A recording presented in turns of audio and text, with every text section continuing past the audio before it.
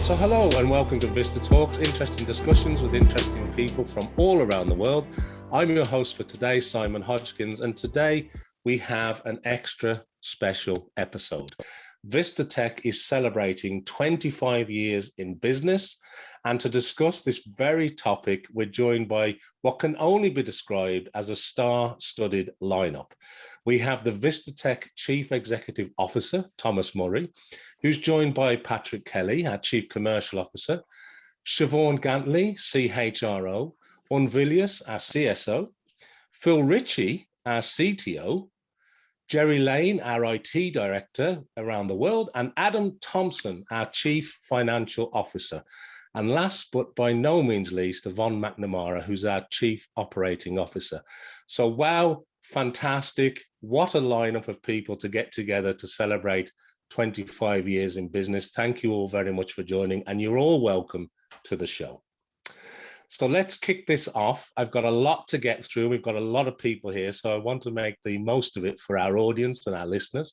And maybe Tom, as the Chief Executive, I'm going to turn to you first. And I'm going to ask you, how does it feel to be 25 years in business this year?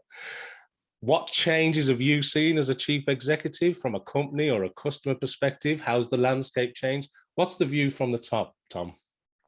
Okay, well, I certainly hope we can live up to the billing of your introduction, Simon. Thank you very much. I think the first thing I would have to say is that it doesn't actually feel like 25 years. I would say from a personal point of view, I've been very fortunate to work with a really great bunch of people over those years, and it certainly has made my experiences in Vistatec enormously positive and enjoyable.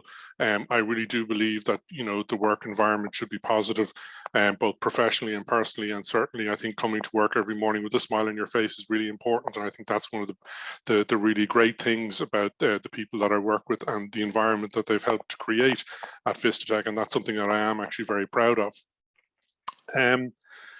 What would I say has been the biggest change that I've seen over the years? That's quite a tough question, you know, particularly in the post-COVID environment. I think, you know, that certainly was, you know, a light switch moment for everybody, and not just particularly our industry, but perhaps leaving that aside.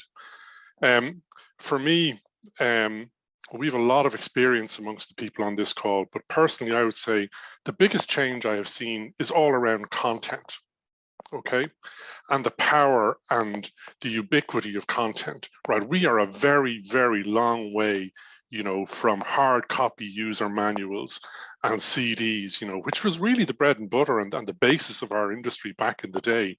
But now, like, you know, the power and the sheer volume of content out there and what it can actually do, like it can influence global opinions and change global political positions.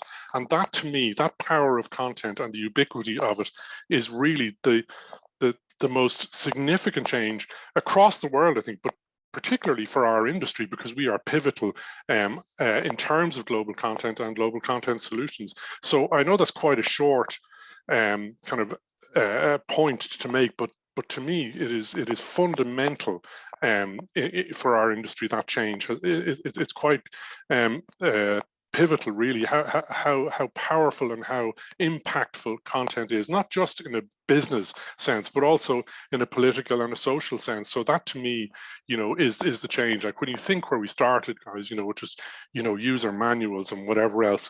Now, where are we? You know, content can change. You know, it can change political minds across the globe. And that, to me, is just profound almost. And for us to be in the middle of that, you know, we're a very lucky group. So that, to me, Simon, would be the most significant and profound change that I've witnessed, I'd say, in the 25 years at Vistatec. Well, thank you for kicking us off, Tom. Yeah, I'd agree. I think just the sheer volume, we used to talk about, didn't we, the content explosion and the profound nature of how content has changed, whether it's the written word, audio, totally, or video. It's incredible. So thank you very much indeed, Tom, for those views. And of course, I've got to ask, and maybe Pat, I'll come to you on this one. When you look back over 25 years, what are the memories from the early days of Vistatec? I mean, Tom was talking there about the profound change in sort of the type of work and what we're involved in and how lucky we are to be in the middle of that. But when you look back and you say, you look at the journey so far, what are the memories that spring to mind? Yeah, I mean, I suppose, back in the 90s, Dublin was a kind of a hive of localization activity. Many of the large multinationals had set up their localization departments in Dublin, educated staff and all the rest of it. And as a result, a lot of service providers were there at the time as well. So there was a kind of a great buzz in the industry around that time, lots of different organizations.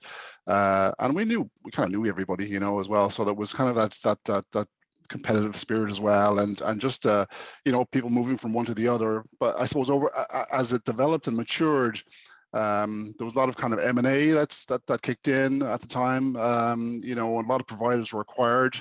Certainly the organization we were involved with at the time was one of those that was acquired, and I think that's what generated the opportunity. We kind of saw a little, niche, if you like, to create something of our own. So we did that in 1997. That's where Vistatec was born. So that was great, and there was a lot of enthusiasm. A lot of things were changing in the industry, and we were, I suppose, small compared to some of the other competitors, but that might have seemed daunting at the time. But a lot of clients were looking for a kind of an organization that was able to provide that kind of personal touch, and Vistatec was able to kind of step into that niche. So that helped us grow very quickly. We got some fantastic clients on board right away, like Canon, Lotus Developments, Visio. Some of these have been absorbed into other organizations since, but that allowed us to grow quickly around that time, and allowed us to kind of, I suppose, grow organically, which has been the kind of key to development of Vistatec ever since. Now, of course, a lot of things have changed. Projects, and Tom kind of alluded to it there, projects were huge back then, and they'd gone for months, and there was there was no such thing as kind of an agile development environment, or at least it was, at best, it was in its infancy at the time. And tools, technologies, workflow systems, they were all kind of, really in their infancy at that stage. So, things have changed dramatically since then on that front. I suppose the one thing that's been consistent for us all the way through has been the management team. While the industry has changed and Vistatec has evolved, this team here that you see here has kind of stuck together all through that, and that's allowed, I suppose, that strong, consistent approach and presence, and that stability, I think, has been vital for Vistatec.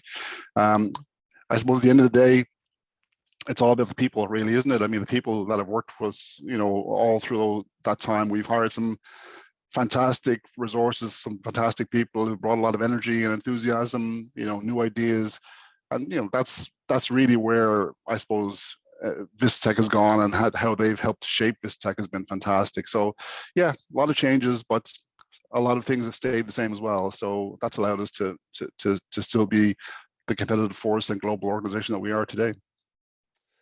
Thanks a million, Pat. I couldn't agree more. As a co-founder of the company, obviously back in 1997, it's changed an awful lot, I assume, over the years.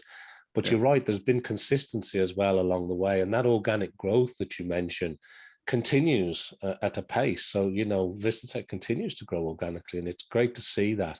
So thanks for sharing some of those memories, Pat. But you've kind of made me think about something else now, because from those early days, you mentioned setting up in Dublin, and that was a bit of a hive of activity. And although Vistatec started small, it's now become this global organization, whether it's the global headquarters in Dublin, Ireland, as it remains today, or Mountain View, California, all our global hubs that are located around the world, and with people working in many different geographies.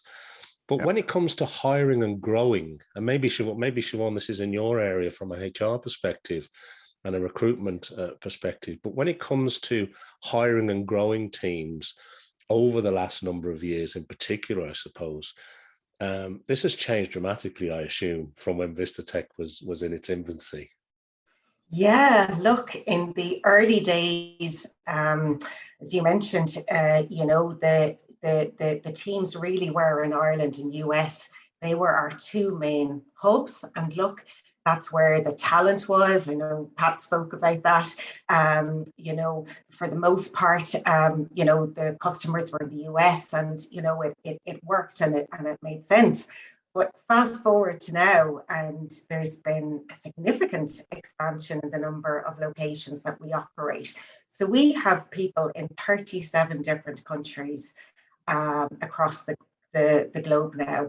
And our fastest growing hubs would actually be Argentina, Spain, Poland, and India. So we're covering, we're kind of growing across all the time zones. But look, Ireland and the US are always going to be important because of our origins. But as we have grown and expanded our service offerings and just perfected what it is we do, global expansion has been key to this. The other standout thing in terms of recruitment as well, and how it's changed, it's gone completely virtual. Like, you know, the concept of us hiring somebody that nobody had met in person 20 years ago was just crazy. And now it's normal, it's completely normal. And I should add, that was long before COVID as well. And look, technology has obviously played a significant role in this. But yeah, couldn't imagine it any other way now. You know, one of the things that hasn't changed, I think, over the last 25 years is, you know, we've always had this kind of high level of stability, and I know some of the others talked about it as well, but we've managed to keep some extraordinary talent, some extraordinary leaders. And I'm often asked, you know, how do we do that? And I think, look, you know, Vistatec, you know, when you work here, there's this just genuine obsession with excellence in service delivery. And I think that's the reason the company was founded in the first place. I think it's what's driven our success, you know, and learning and growth is so fundamental to this ethos. And I think, you know, with Vistatec, everyone has a voice, you know, our differences are respected and valued. And I think that's just been a really great foundation for what is a healthy workplace culture that we get to enjoy at Vistatec. I think the other reason we keep people is, you know, this notion that Vistatec is a human company. We hear it quite often, actually, and I sometimes even find it hard to verbalize what that actually means. What is a human company? And somebody described it to me before. It's just like Vistatec has a heart. It's a company with a heart, and ultimately you're seen as a person first, you know, and an employee secondary. And I think that respect that people are shown has just returned so much loyalty, so much trust, so much, you know, dedication, just incredible engagement at all levels. And it's really quite a simple formula, really, isn't it? We just kind of treat people well, but yeah, so many things have changed, and then in many ways, you know, so many things are the same, and we've remained true, I think, to the original values. Thank you very much, Siobhán. The word that came through to me there was consistency, and a few others spoke about consistency, and that seems to be a theme that's running through some of the traits. And today, lots of organizations talk about attracting talent, don't they? Talent attraction. Whereas you've touched on something which is equally and probably more important, it's talent retention. And a lot of the skill sets and the people and the qualities that stay with Vistatec. And I think that helps, doesn't it, in that quality that you're describing, Siobhán, one of those sort of fundamental core building blocks that the company has. It's about the people. I think Pat said that earlier. It's about the people, and we have some of the best in the industry. So thanks for giving us an insight into that. And I want to move the conversation on a little bit, because we're all talking about our qualities and consistencies, but we've also touched on customers a little bit. Pat, you were talking a little bit about some of our early customers, and we have some of the world's biggest and well-known best brands that work with Vistatec. And it's great that we have Unn with us. Unn is the Chief Sales Officer who manages and looks after both new business and, you know, growing existing customers around the world. And now I suppose that we're in the 25th year of Vistatec. And I suppose the key question I'd want to put to you is what makes Vistatec, what makes companies still choose Vistatec? Why do we see more and more of these brands coming to Vistatec 25 years on? Because it seems to be a continuing trend that we work with the world's largest and best companies. So, you know, from a sales perspective, from an operating around the world perspective, what makes us that partner of choice? And what's your view on that 25 years into this business? Big question, Simon. I would refer back to something that Tom says quite often, which is really comes down to our ability to execute. And we are a custom shop, and I think that comes through. So when we set up our solutions with new customers, it is very clear to them that we have this deep expertise and knowledge to build programs that really integrates with how our customers are working.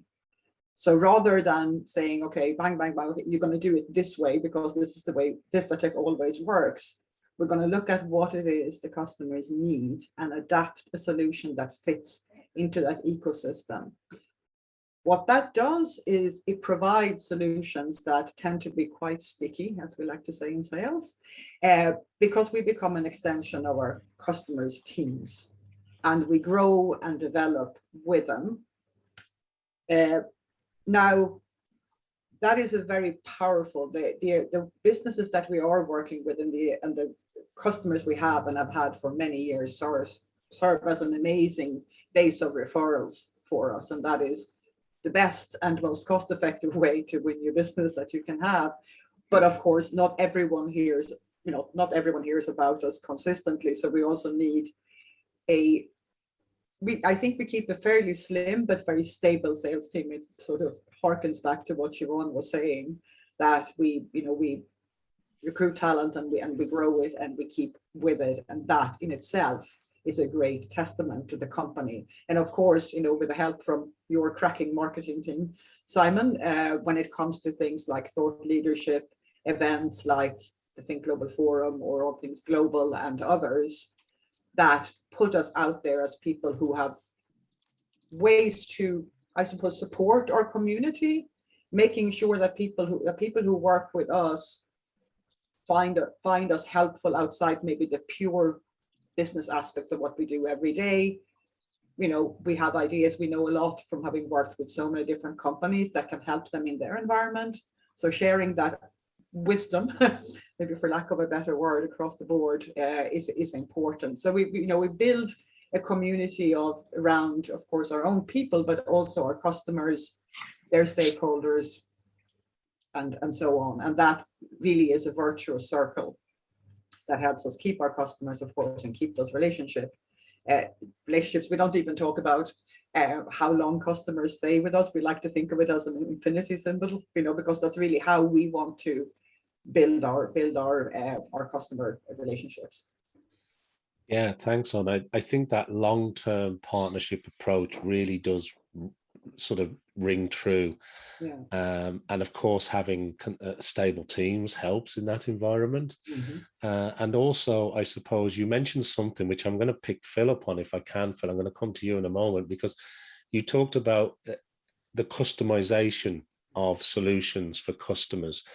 And I know we have internal teams and, we do software development and bespoke solutions for clients. And maybe, Phil, if I can come to you on this topic that Unn's raised, because as we see global revenues, thankfully continuing to grow, and Tom touched on earlier the requirement for content continues, but we've got to help customers to engage with their target market audiences, and they're looking more and more global, more than ever before, I think at any moment in time in history. And so when it comes to building bespoke solutions for our customers, a large part of what makes Vistatec unique seems to be our ability to be able to become bespoke. And Phil, maybe from your perspective, how's that changed over the years? How do you see that bespoke part of what we do playing a role these days, 25 years on, I suppose? Yeah, well, technology these days feels a bit like the Irish weather. You just have to wait an hour and everything changes. So it's pretty difficult to keep up, and we constantly have to, keep our team upskilled with the latest methodologies. I mean, our in-house team of 8 people hasn't grown significantly over the number of years, but I can certainly say that our level of innovation has. We still act as a company-wide shared resource, but by carefully managing, we have an agile methodology, and by carefully managing the sprint cycles, we can really deliver value to our internal customers on a daily basis. And I can say that with a level of confidence because we have developed our own kind of innovation taxonomy, and we measure ourselves against that. So we know each month the level of innovation that we've delivered to our customers. So that's really good. I mean, in terms of the way that we build products, these days they're all obviously cloud native. So we have all the nice associated benefits of scalability and resilience, but the applications themselves are really ubiquitous and highly connected. So all of our stakeholders, whether you be a customer or a translation partner or an internal person, everybody is looking at the same data in real time. And we not only consume data in a kind of a passive sense in that we look things up and we display them to people, but we also actively update systems outside of our space as well, so we can actually influence what happens in the process through our tools. In the way that we develop these products, that's been revolutionized as well. We also host all of our code in the cloud these days, so we're able to, as a team, build and release products, multiple days if we want to, multiple times per day if we want to, which is huge in terms of an end user. If you have a request and you need something urgently, we can turn things around very, very quickly. So that's awesome. Yeah, the thing you mentioned there about being a bespoke shop, or we always say that we're technology agnostic.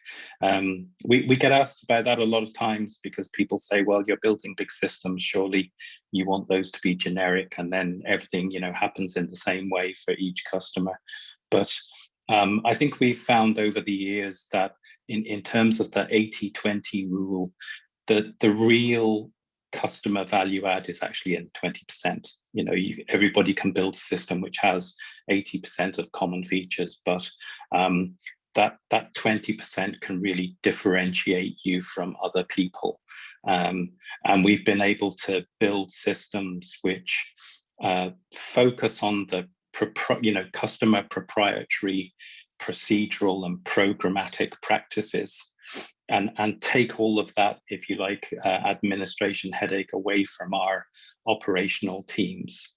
So our systems handle, finances, resource assignment, capacity planning, query management, business intelligence, and that really leaves our operational teams free to do all of the human proactive stuff like monitoring the programs, exception handling, and really, developing the programs with our customers, because they have time to sit down and not only understand what the customer is saying, but be proactive in terms of what we think the program, the next step for the program is. And I think that's really contributed to our ability to, have big brands with us. Thank you, Phil. It ties it nicely together because Siobhán was talking a lot about us being a real human brand, or a human company, and how we describe that. And Unn was talking about that technology agnosticism, that we provide those custom solutions. So it's good to see how sort of you have that very agile way of working, that you can release I was going to say at will, but you know, you can set things up, and if customers have immediate requirements, you can act in real time from the way that you've got this business set up with metrics, etc. So thanks for sharing that. And while we're talking about tools and technology, I have to go to somebody who's been with the company since the very beginning. Jerry Lane is the global IT director for the company, who has helped us to expand internationally when it comes to our own infrastructure as well. So I suppose as we continue to expand, Jerry, and as we use the latest tools and platforms, Phil talked about the cloud there a little bit, but it's quite complex, I would imagine, to manage that global community now compared to 25 years ago. Siobhán was mentioning all the other countries that we have.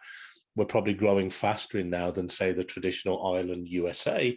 We've got now people all over the world. So how are you approaching this complex task, Jerry? I'm sure you've seen some changes. Yeah, seen lots of changes over the years on users, where they're based and how they work. I suppose in Vistatec, from day one, we always had a diverse workforce. We weren't always based in the office. We've always had people outside of the office needing access. So anything we do, it's just there, we do it. It's part of our DNA.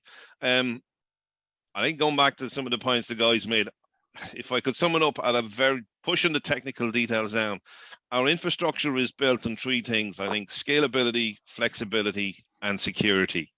Scalability in terms of we can scale up, we can scale down, we can scale out. For example, at the moment we're scaling out down in the data center, scaling up in the cloud as our infrastructure evolves. Flexibility in terms of delivering the custom solutions to clients and that kind of stuff. We learned that pretty early on, that we need to be flexible to be able to do that. So a lot of our network, our setup is fairly agile to accommodate that. It needs to be. And that was an early lesson we learned. And I think today, security is important. Security wraps around everything. It's kind of omnipresent, but it means we stay in business. It means we secure what the workers are doing. It means we secure the data. It means we can carry on and do everything we need to do. Like security, just on that for a moment, is interesting in the sense that going back to when we started, you had a username and a password, and that's all. You logged in, you're in, that's it. Whereas now you log in with a username and password. Just to make sure it's you, we're going to send a code to your phone, and you respond. Then you get in. What you do inside the systems is now monitored as well. So we see where you go, what you go do, and oh, you're going there, that generates an alert. And all that kind of stuff, it's a huge amount of data that's floating around. It's continuous. But a big part of all that is, I think, the cloud infrastructure now facilitates a lot of remote usage. If the internet had not involved like it has, we would see a lot less of it, or it would be a lot more cumbersome. Whereas now, cloud and mobile technologies, and I'll have to include mobile as well, because people now access data from multiple devices. And that's a challenge. I think it's going to a point where data's in the cloud, it's accessible 24/7 from multiple devices by users. And you just have to go with that and make sure we manage and secure it. And we do. It's a challenge. So it is. But like, that's what we do. I think I probably undersell the guys that do it for me. We just get on with it. There's a lot of security. There's a lot of donkey work in auditing stuff and looking and planning and that kind of stuff. But the tools are there to facilitate it now. The tools are getting easier to make access available to people, and then to make sure they're doing what they're meant to be doing with it, you know? Well, thanks, Jerry. And I love the scalability, flexibility, and security as sort of the three tenets that you're working to, because I think that it encapsulates it all. And you mentioned being agile, and that theme has came up a lot as well. We've talked a lot about consistency, and agility seems to come through in all of our departments. And of course, I can remember the server rooms with the racks and everything, and now it's all cloud infrastructure and having to move everything out to cloud infrastructure. And you're right, actually, I'd forgotten that, I suppose 25 years ago, it was never a centralized work team. It was always around the world. So I suppose we're kind of fortunate in that, because when things like a pandemic come along for a couple of years, we've kind of got a lot of years experience built up at working remotely. So yeah, no, thanks very much indeed for sharing that, Jerry. That's great. And I suppose talking about the history and how things change, maybe we move it on a little bit to finances, and we talk a little bit about, we go through boom and bust cycles, and I'm sure we've seen a lot of those over a 25-year period. And we continue to have global challenges today, don't we, around the world, whether it's pandemics or whether it's other political tensions that we see, and lots of things happening all the time, and the news cycle seems to be relentless.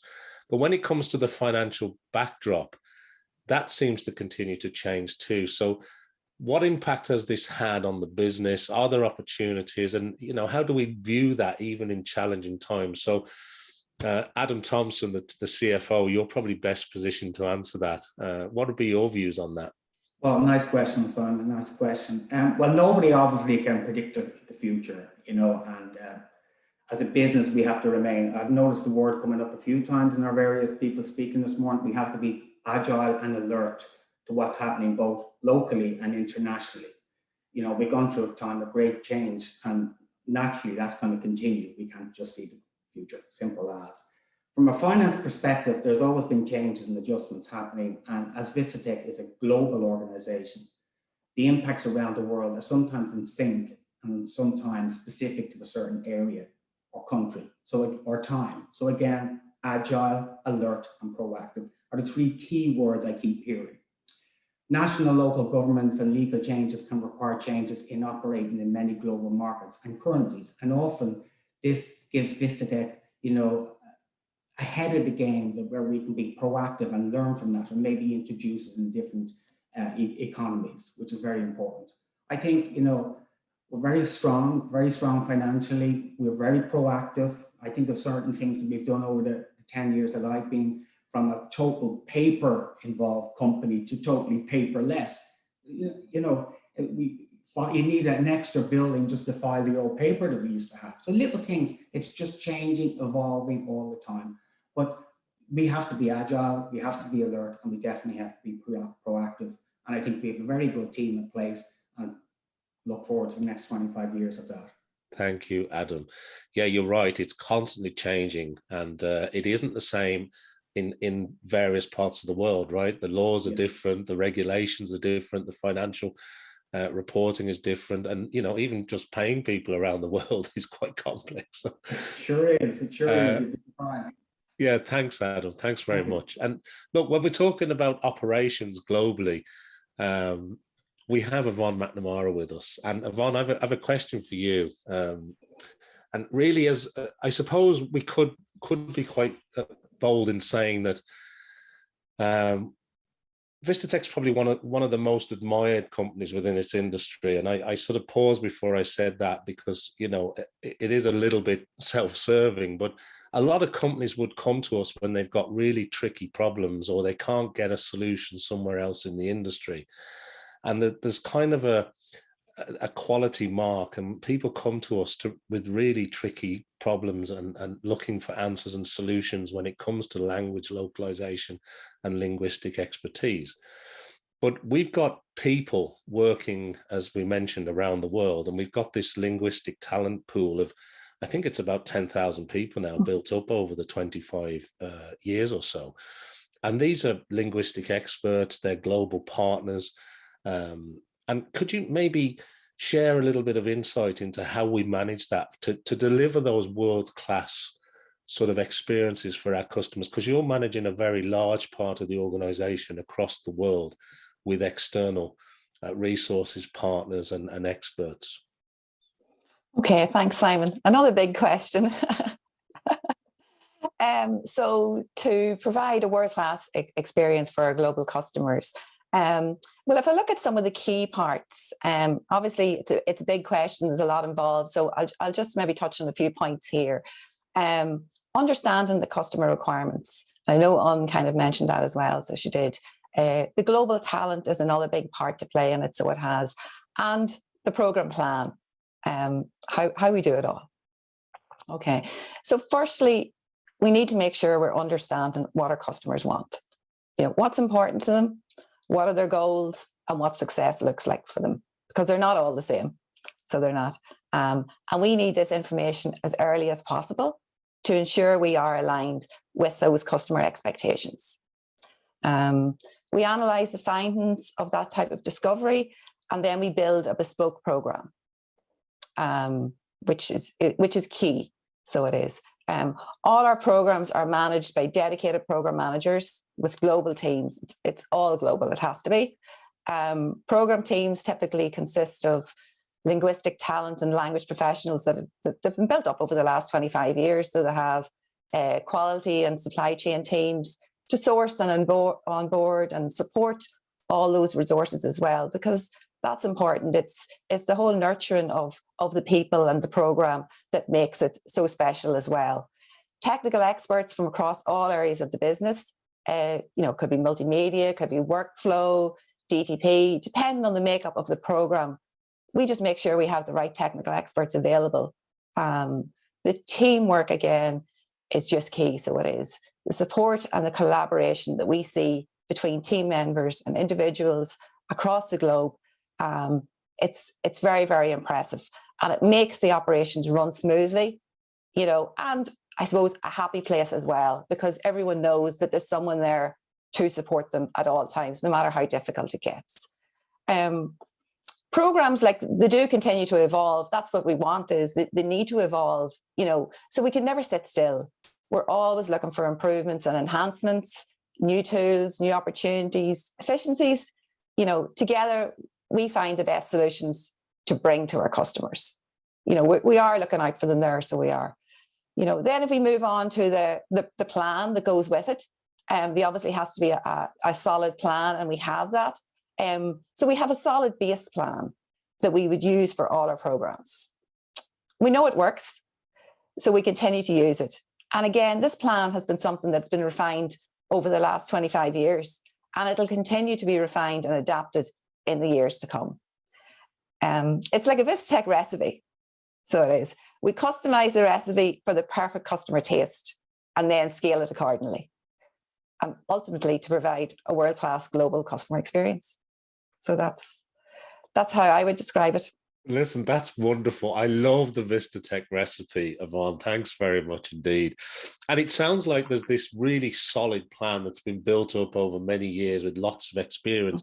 But you also mentioned a term there. You were talking about bespoke programs, and we've heard about bespoke solutions and tailoring things and customizing things, but that even goes through to the program itself. So even though you've got this strong foundational program that you know works, you also have that bespoke tailoring that's unique to each client, because you want to deliver that world-class service. So yes, I love the Vistatec recipe. Thanks a lot, Ron, for sharing that. That's wonderful. So look, we've spent a lot of time. It's been wonderful to have you all here together collectively celebrating 25 years of Vistatec. And before we wrap up today, because we're really up against it time-wise, and before we end this episode, I want to just give you an opportunity, maybe as a last question today, and I'll open it up to anybody that wants to answer it. But what does the future hold? You know, what does it look like? What are you most looking forward to as we go forward from here? Would anybody like to comment on that? Look, I think for me, you know, it may sound trite to say, you know, more of the same, but, you know, one of the fundamental strengths of Vistatec, I think, is our commitment to value all the stakeholders in the process, be it the team members, the customers, whoever. You know, we have to have respect and genuine commitment, and I think that's really important. And as a group that run the business, I think we all genuinely and truly believe that, and that is, you know, one of the foundations of the success of the business. So going forward, that is in our DNA, and that should not and will not change, and it is, you know, fundamentally important to us. I think perhaps one of the things that has changed over the years, and that is increasingly a strength for us as a group and as an organization, is our willingness to embrace change, and change in every respect. You can look at change as a threat or an opportunity or something to be frightened of or something to run towards. And, in the earlier days, perhaps, even personally, I would say, change can be a little bit scary. But as an organization now, I think we all look at change as a way for things to improve positively. So I think those two key things in terms of value and respect and our attitude and our appetite for change, I think will remain very strong within the organization. And I think they will drive us on and remain and continue to underpin the success of the business. So that's, for me, that's what I see in the future anyway. Thanks, Tom. Anybody else have any views? I was going to say, well, of course, being me, I would like some more hot spice in the Vistatec recipe. But to be serious about it, this content will continue to grow unabated. I think there's no doubt about that. And that will, by necessity, bring more automation. Phil will be kept busy, as will everyone else. But what it also does is it brings in more automation around language provision itself in terms of machine translation and ways to do more with the same. But it also, I think, moves our company and our industry into very interesting areas that there is now being money freed up to provide content that is probably even more specialized, even more high level, original writing, advertising in those areas, and of course, media services that are just exploding as a means to communicate. So I think there are very interesting times ahead in terms of really high value services that we are well positioned and are already providing. Thanks, Unn. That's a great point too. I think that a lot of businesses really now appreciate the value of good content, don't they? And making sure that it lands with their intended audiences. So yeah, I totally agree with that. Anybody else as we look forward from here? Oh, I mean, again, I would echo what Tom and Unn are saying. I mean, we've changed hugely over the last 25 years, and we've had to, and the industry has as well, and that's going to continue to change. Things are going to continue to evolve, technologies, content, all of the things we've touched on over the last 45 minutes or so. So I think we've proven that we can embrace that, and we can be a part of that, and we can be a thought leader in those areas. So I think certainly we've nothing to fear in terms of how the industry will progress and what's next. So we're looking forward to the challenge. Thank you, Pat. I think that's a great one to end on. And yeah, I think the what maybe by some very early on, many moons ago, was seen as cost to the business or a cost center. It's now the work that is done by Vistatec and others is seen very much as a revenue driver and a real critical part of growing their businesses successfully and profitably. So that's great. Well, look, it's been an absolute pleasure. We're going to have to bring this episode to an end, although I know we could talk about these things for a long time. That's really the end of today's show. And I really want to thank Tom Murray, Pat Kelly, Siobhán Gantly, Unn Villius, Phil Ritchie, Jerry Lane, Adam Thompson, and Yvonne McNamara for joining us today for this extra special 25-year Vistatec Vista Talks episode. Please make sure to tune in again. Well, once again, we hope to be talking to some more interesting people on interesting topics from all around the world. So thank you, everybody. We appreciate you joining us today.